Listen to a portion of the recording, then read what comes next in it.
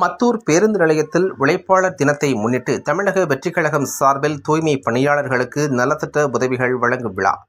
கிருஷ்ணகிரி மாவட்டம் மத்தூர் பேருந்து நிலையத்தில் தமிழக வெற்றிக் கழகம் சார்பில் 350 தூய்மை பணியாளர்களுக்கு நலத்திட்ட உதவிகள் வழங்கும் விழா நடைபெற்றது.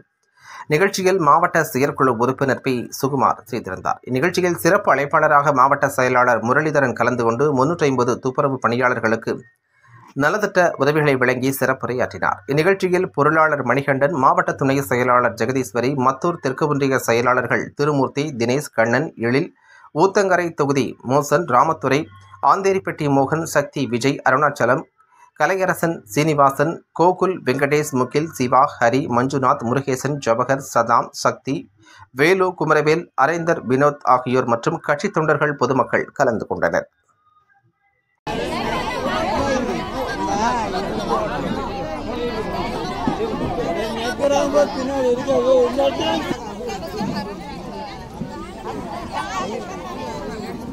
அக்கா